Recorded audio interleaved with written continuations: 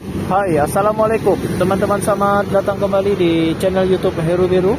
Semoga teman-teman dalam keadaan sehat selalu, amin ya rabbal alamin.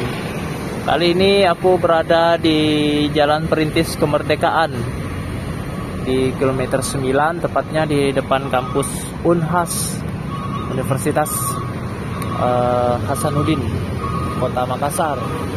Jadi teman-teman bisa lihat ini situasi di hari Sabtu.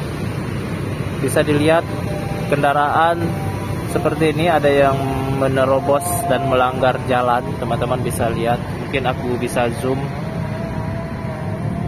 Jadi beginilah situasi di Kota Makassar. Nah teman-teman, kalau mau lihat video lainnya bisa lihat di video aku yang lain.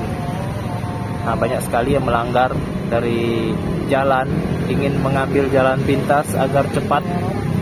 Seperti ini teman-teman, jangan ikuti karena rawan sekali terjadi kecelakaan.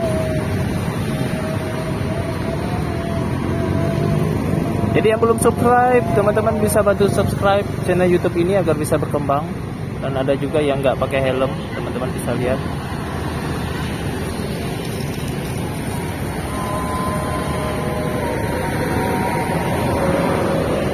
Dan ini tepat berada di depan Unhas, Universitas Hasanuddin, Kota Makassar.